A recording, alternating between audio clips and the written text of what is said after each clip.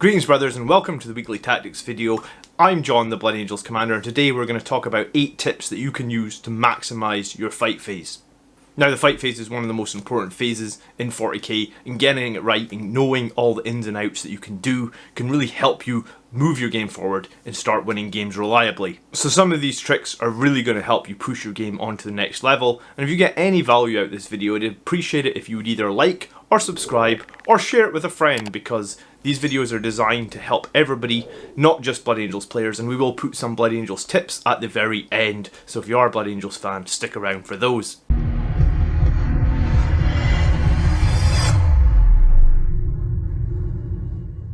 Tip number 1, maximising all your available movement. Okay, so in this example, I'm going to show you how to maximise any available movement that you may have. We have a squad of Thousand Suns Rubik Marines protecting this objective that is currently held by these 2 Zangors. If I was going to try and make a charge on the Zangors, you're basically on a 12-inch charge. So, really it's not doable, but we don't want the enemy to hold this objective at the beginning of their next turn, right? So what we do instead is we charge the rubrics, and this is like a 6-inch charge, so you need to roll a 5, so that's a pretty high probability chance. So our company veterans make the charge against the rubrics, and our Blade Guard veterans also make the charge against the rubrics. Now, the fighting order here is going to be important, but let's say for argument's sake that I am confident that the veterans in this case will kill these rubrics. So we activate the veterans and come in there. And, I mean, technically you could do this the other way around as well. However, let's say these rubrics do kill. The company veterans do kill the rubrics, right? So the rubrics are destroyed. My company veterans can consolidate 3 inches, and now they are potentially contesting this objective, so the enemy holds it. However, these Blade Guard veterans did also charge. So because they charged, and the target that they charged was killed, they can now use both their pile-in and their consolidation move. So they would actually, even if 3 inches here wouldn't get them onto the objective, they can pile in, and then they can consolidate another 3. Obviously we don't want to be within engagement range of these Zangors, or they will fight us back. But in this case, we're able to get the maximum amount of move out of those Blade Guard veterans because they did charge, therefore they are allowed to pile in and consolidate, even though there's nothing for them to pile into. And it's a good thing to remember. So basically, if a unit doesn't have a target after it charged, it can essentially get 6 inches of additional free movement. How you use that is really up to you. Just make sure you are using it to maximise your forces on the battlefield. Tip number 2, potentially decrease your charge distances. Now next I want to show you a pretty neat trick you can use with the Sanguinary Priest to reduce charge distances.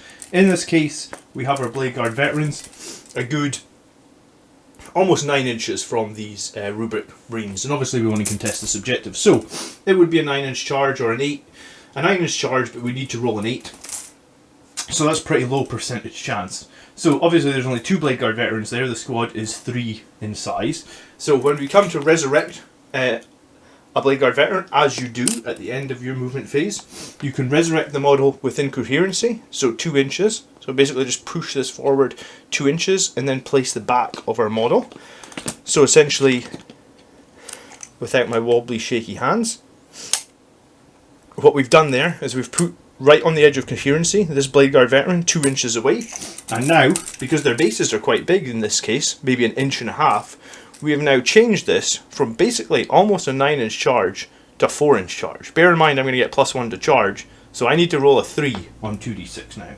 So using the Sanguinary Priest with the right unit at the right time, you can do some great little ninja tricks here. Now, I also want to mention that this is also available to use when you use Deep Strike. Now, the way you have to use it is when you upon Wings of Fire a unit. So, if you upon Wings of Fire a unit and your Sanguinary Guard arrive from Deep Strike, 9 inches away from the rubrics, but also within the 3 inches from the priest.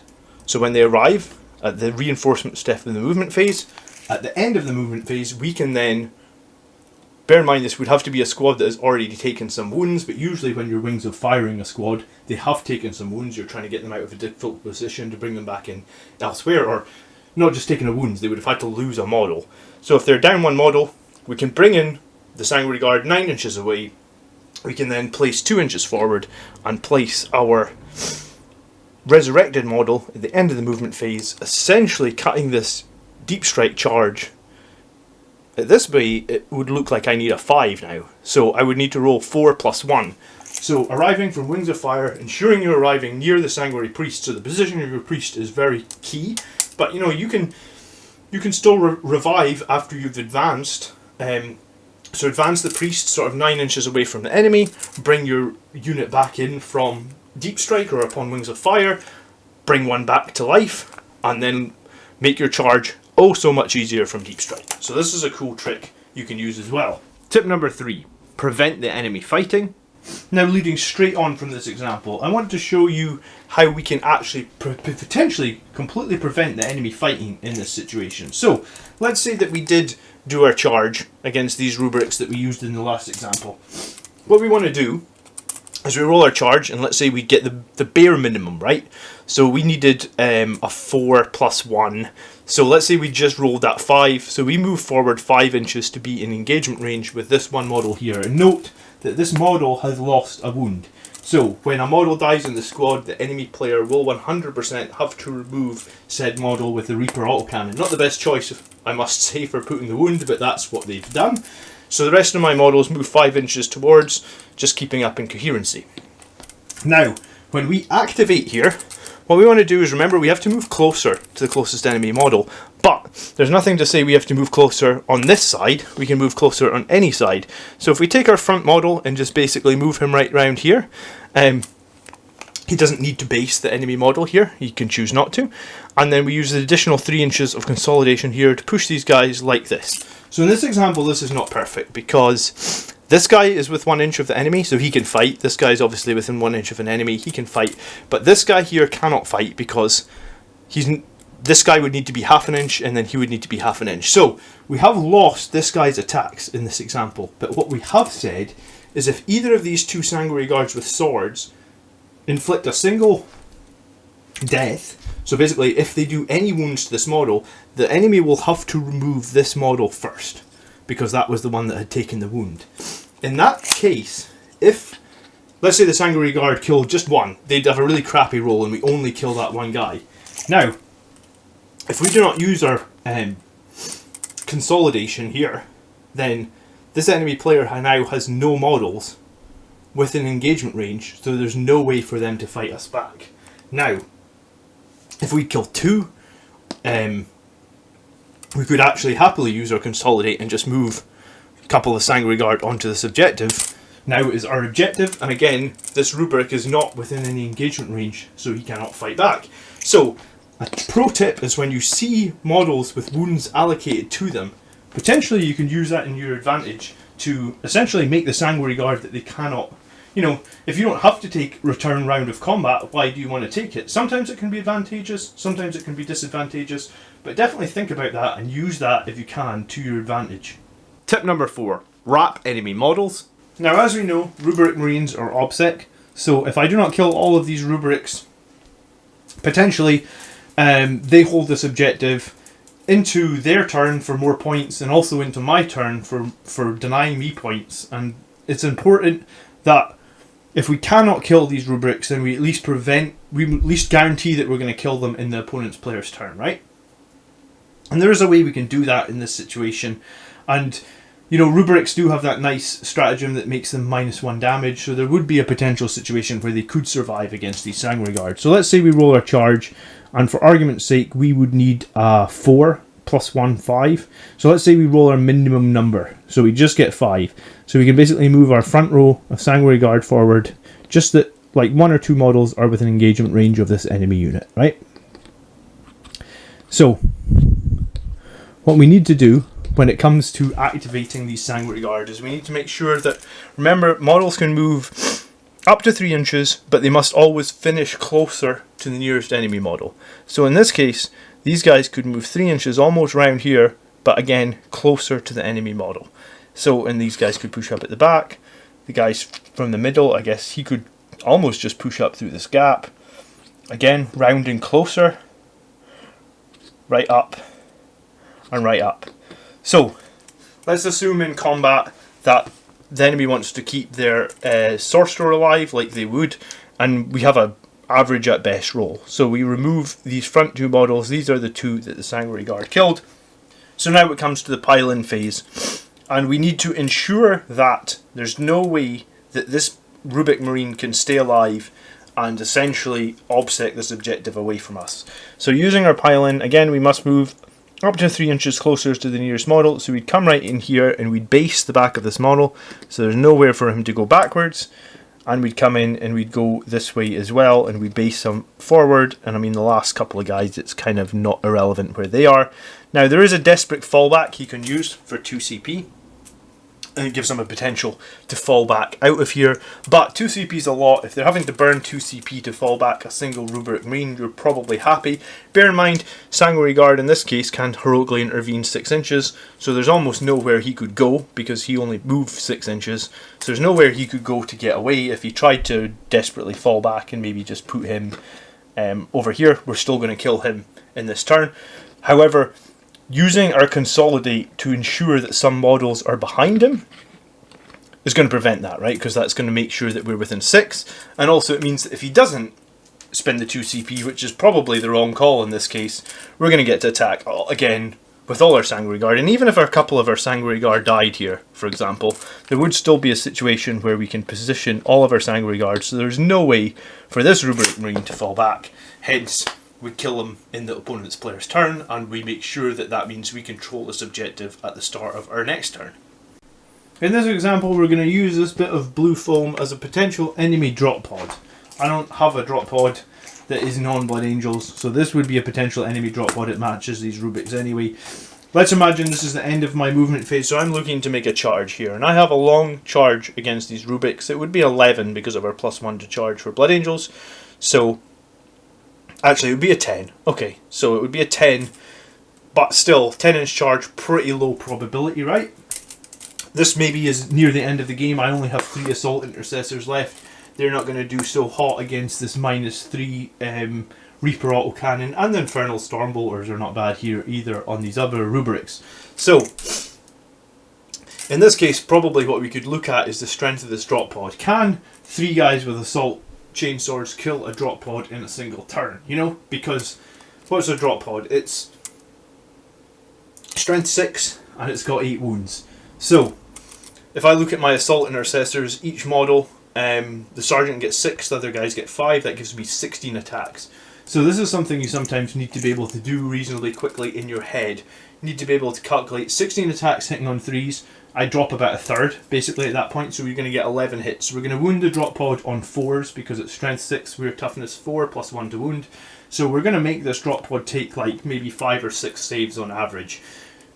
Like I said, it's end of the game, so it's -2. This drop pod's only going to save on 5, so we're probably going to do 3 or 4 wounds against it. So not enough to kill it potentially, but enough to do quite a bit of damage to it. Depends on the roll, I guess.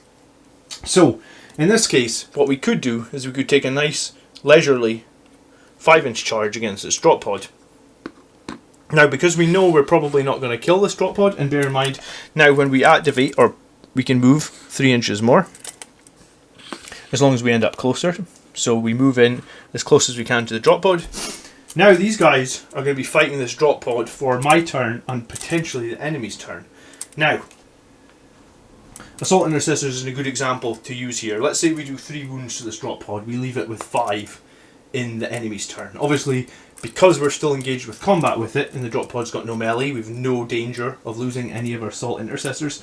These guys cannot shoot me because we are engaged in close combat here. In the enemy's turn, we fight again. Let's say we do another 3 wounds against it. Okay, that's not great, because really what we needed to do was kill this drop pod and move on and get these Rubrics on our turn, but we wouldn't be able to do that. However, Assault Intercessors have that great stratagem, fight twice. In that case, we could actually use that stratagem, fight again, kill the drop pod. We could then use our pile-in move of 3 inches. a consolidation move of 3 inches, and now set up a very, very easy charge. And we could also shoot these guys with some bolt pistols as well. I guess we could shoot the bolt pistols into the drop pod too. In this situation where you've got the drop pod near another enemy unit, what you can do is charge both. So we're in engagement range of both. Now in this case, what I do is I would allocate all my attacks from this librarian at the Rubik's. You know, the dreadnought's not gonna, the drop pod, sorry, is not gonna hit me in close combat anyway, so there's no danger to it. I will most probably be able to kill a drop pod in the enemy's turn with the librarian dreadnought. So I put all my attacks into Rubrics, I delete the Rubric Marines, and now in the enemy's turn, I am stuck engaged in the drop pod. So this is sometimes what we talk about like speed bumps. So although the drop pod is potentially a speed bump, as in the enemy's placed it to slow my units down, in this case I've used that to my advantage. My librarian is in combat with the drop pod, it put no attacks against it in my turn, but in the enemy's turn I'll be able to allocate all my attacks to it, kill it, consolidate on 3 inches, and then, you know, start setting up like long wings of Sanguinius and moves from there. Tip number 5, prevent enemy heroic interventions. Okay, so next up, as you guys know, I don't have a huge amount of non-Blood Angels units, so in this example, the Rubric Marines are going to be accompanied by Darth Vader, and Darth Vader is a character. So as a character, he can heroically intervene 3 inches, as we all know that. So, if you look at 3 inches from here, it would pretty mean if any model is probably within a half an inch of the front of this Rubik here, Darth Vader will be able to heroically intervene. So, I need to roll my charge for the Sanguinary Guard, and again, let's just base it on the fact that I get the minimum distance I would need here. So I would need a 6 plus 1, so I need, it's a 7 inches I need to go. So let's say I get exactly that. Now, Darth Vader's been strategically positioned here, so if I put any model in here in base contact, Darth Vader will 100% heroically intervene. And you know, Darth Vader is going to be bad news for me. This goes for pretty much any character. However, remember, after you've done your in charge, you only need to have one model with an engagement range. So what if I move these 2 guys forward, obviously more than 3 inches away from Darth Vader, yeah? And on this side of the model, at exactly maximum of 1 inch away, so that I'm within engagement range, I place this Sanguinary Guard. So he is precisely 1 inches away, and he is also quite far. He's almost 4 inches away from Darth Vader. And these other 2, 3 inches, we could probably scoot that one back just to be 100%. Yeah, 3 inches. So in this situation, I've made my charge. I have a model with an engagement range. When the heroic intervention step comes round now, there is no way for Darth Vader to heroically intervene. So now, it's the pile in and activate phase, so I am more than welcome, or more than happy to pile in my 3 inches this way. Now obviously we're piling in well within heroic intervention range, but it doesn't matter, because we placed that model at the maximum range away that it could be to still be within engagement range, which is 1 inch, and then we're able to make the charge, make the fight, without having to deal with this character. Now, this character could be anything from Mortarion to... Mortarion's a good example because he is, you know, you don't want to be heroically intervened by Mortarion ever. So, be aware of enemy characters, be aware of heroic intervention ranges, and try and use your engagement range in the rules that you have to the maximum to make sure when you fight, it's on your terms.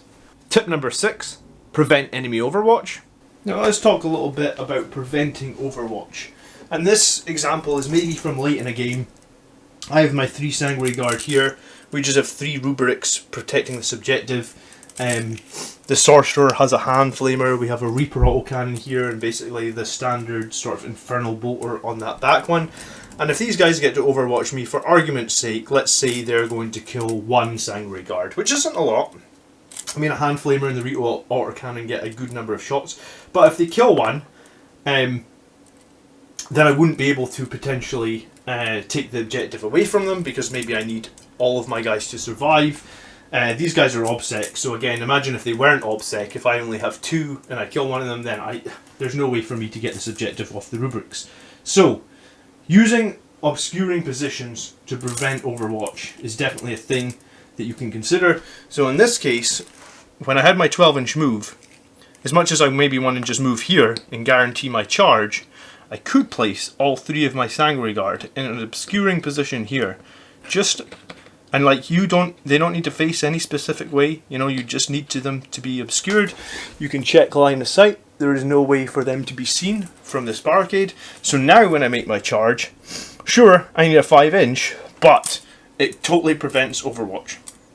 So sometimes moving into an obscuring position and giving yourself slightly longer charge range can actually be valuable. And this is sometimes when I say, when you think about deep striking unit, sometimes it's better to deep strike the unit into an obscuring position, potentially wait a turn, then jump forward to another obscuring position, make that guaranteed charge with no Overwatch.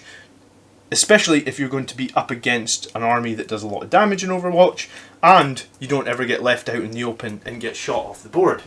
Carrying on talking about Overwatch, we have our company veterans here, and company veterans prevent characters being shot if they are within 3 inches of them. So, in this case, what our priest could do is actually, he could make this charge a 5-inch charge, and he cannot be Overwatched because he is within the bodyguard range. So when he makes this charge, he now essentially means these company veterans can charge without having to deal with Overwatch. So by choosing this in the right order, we're preventing any Overwatch from this unit. Now, you know, the priest isn't a good character in combat, not by any means, but making the charge is actually going to help our other squad get in here, and this is one of the reasons that company veterans and the bodyguard rule is so powerful, because preventing Overwatch with bodyguards is very, very useful. If you want to keep this example going, we can also do what I'd like to call a sacrificial charge, where obviously these are Sanguinary Guard, so they do not have the bodyguard rule, which means if the Sanguinary Guard charge, we already said, the rubrics with the flamer and the soul cannon likely going to kill one of them. One Sanguinary Guard's probably not going to do the damage that we need to the squad. This is late in the game again, so we need both Sanguinary Guard to survive and get these guys with their swords.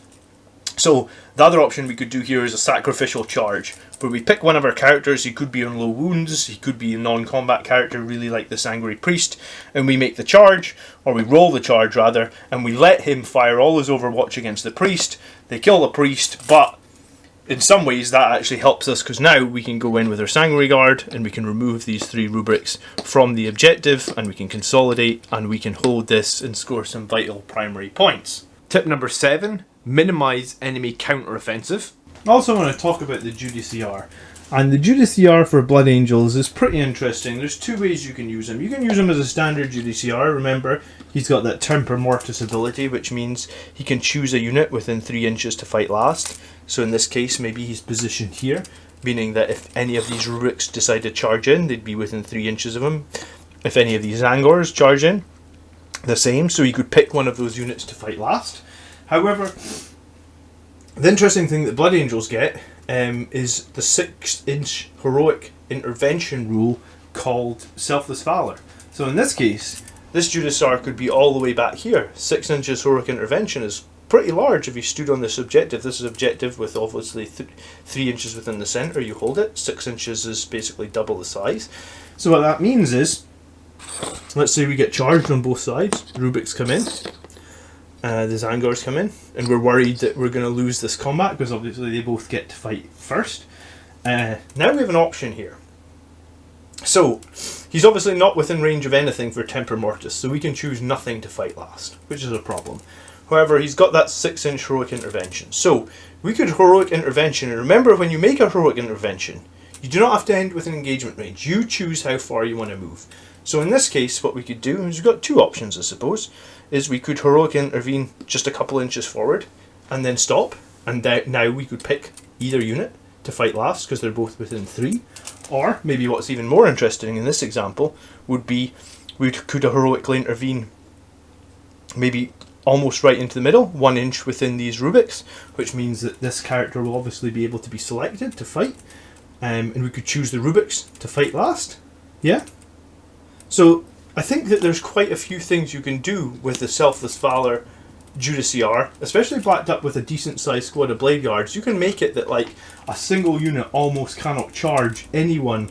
You know, if we had more Blade Guards all circled around this objective, maybe like a squad of 5 on their maximum 2-inch coherency, you could have a double, maybe all 3/4 of the way around one of these objectives, like a giant U. And And like, there will be no position there where a single enemy unit will not be able to charge and fight before your Judasar heroically intervenes. And depending on the strength of the enemy, you can either have your Judasar join the fight. I assume his base isn't 2 inches. Yeah, so he would actually be, if we position these guys right, he would be able to fit through and join the fight if you felt confident, or if you didn't feel confident, just leave him behind. And what that means is you can make the enemy fight last, you can do your damage with the Blade Guard veterans, and then you can choose if he's going to charge next turn, or however you want to end up finishing off the combat. Okay, I'm going to use this ATST. Again, I don't have many non-Blood Angels units, so this is going to be a proxy for Mortarion in this example. And what we're going to have in this example is, imagine if Mortarion was going to charge these Blade Guard veterans, and maybe this objective is very critical to me winning or losing the game. So Mortarion makes his charge, obviously, he re-rolls it, with a command CP or whatnot, and he maybe even pushes in, so he's like, maybe he can touch this objective, just making my life even more difficult. So Mortarion makes his charge, he's in here. So this really emphasises my point. The Judasar can heroically intervene. As long as he gets within 3, we can make Mortarion fight last. We can do that. We can bring round our Blade Guard. Remember that it's really up to us whether we want the Judasar to join this fight or not. And if he does join the fight, there's the potential here for Angel Sacrifice. If he Angel Sacrifices, it means that Mortarion would basically have to use all his attacks in this round of combat against the Judasar. That potentially keeps all my Blade Guard alive for another round of combat. You're probably going to need multiple rounds of combat to kill Mortarion. But what you could even do here is you have the Judasar join the fight, and then in some cases, we haven't seen him too much this edition, but we could have the Sanguinar join the fight from his Heroic Intervention strat. Now we have 2 characters that could potentially Angel Sacrifice. Now yes, it's going to suck losing one of these characters, but maybe it's a small price to pay if you have other units that can reinforce this combat. Maybe the Sanguinar heroically intervenes, we make Mortarion fight last, meaning our Sanguinar gets an opportunity to fight, our Blade Guard can fight, our Judasar can fight, and then we heroically sacrifice the Sanguinar with Angel Sacrifice. But now, in our turn, we're still going to have all of our Blade Guard veterans. The Judasar can still make Mortarion fight last again, and we can inflict another turn of hurt. So it's something to consider. And this Judasar, with his selfless Valor Warlord trait and his Temper Mortis, can be very powerful. I think he's great comboed with Blade Guard. And I mean, if you wanted to put a priest in here as well and just make this bubble really nasty, that's certainly something you can do. And one other thing I wanted to talk about was Suppression Fire. So Suppression Fire, although it can be very good for making it that your opponent obviously can't fire Overwatch and has to fight last, and you can use it quite defensively, as in, imagine, again, the ATST is Mortarion, so if Mortarion charges my Librarian and my Chapter Master here, if he was suppressed in my turn, I shot him with my Whirlwind, Suppression Fire. So Suppression Fire means that if an enemy model is going to charge you and you suppress it, it means that you get the option to select one unit to fight first, because Suppression Fire removes their fight first from charging. So Mortarion, in the example, Mortarion is this ATST, it charges both my Librarian and my Chapter Master. If I had suppressed Mortarion, I would get to pick to fight with one of these units first. I think more likely to kill them maybe is Librarian, so I could pile in my Librarian and I could do his 10 attacks or so and try and kill Mortarion. Now, obviously Mortarion can then be selected after that, and if the Mortarion player was good, potentially, he would probably choose to kill my Chapter Master, so I would now either need to maybe do something like Heroic Sacrifice to get my Librarian Dread to take all the hits, so I could try and kill him with a Chapter Master, or maybe I use Only in Death as duty end, so my Chapter Master can still fight. Regardless, Suppression Fire means if you have a strong unit, and the enemy has a strong unit, you get to at least fight first with one of your units if they charge you. It can be very good. However, if the situation was reserved, and this is a situation that happened to me recently that I should have picked up on, I'm going to charge Mortarion with both these units. And I think that together they will kill them. I mean, it doesn't matter. In the situation I used it was I had a squad of, I think it was 5 Blade Guard Veteran and 7 Sanguinary Guard. And I felt if they both charge Mortarion, they will kill him. However, both of them will need to attack. So if the Mortarion player has 2 CP, he could wait till take the attacks from the one guy. He's got some wounds left. He interrupts and he kills my other unit that I thought could kill it. So this is how you can use suppression fire offensively as well. If Mortarion was suppressed, then he can be never chosen for the counter-offensive stratagem. So my 2 units can charge. They can both fight. They can potentially kill him before he is allowed to be chosen. So suppression fire can be used both defensively and offensively, and I obviously failed recently to remember to use it offensively, but think about it and just think of all the possibilities it can actually bring to the table. So if you really enjoyed the tips, leave me a comment below if you want to discuss any of them, or if you'd like me to look at other phases as well and help break these down. I'm always interested in what videos the community wants to see next. If you want to support the channel, you can find links in the video description, and also the big join button under this video lets you become a channel member. We do also have a Discord, so you're welcome to join us in that and discuss any of these topics with me, either in the comments section or on Discord. So I'm going to a Clan Wars tournament this weekend with my 40k list that just beat Sisters 92 to 42 on Monday Night Show. I'll link that up above, and that was using chess clocks. So 1 hour, 22 minutes each. Fun game, but a fast game. And I hope to do reasonably well with this list away at the tournament. I'll fill you in, obviously, when I get back. And in the interim, you can catch our live weekly show this Sunday. Or if you want to learn some more about general tactics and 40k, I'm going to put a link up here as well to another playlist. Thank you ever so much for supporting the channel and watching the videos to the end. It's very much appreciated. By the blood are we made strong, brothers. Peace.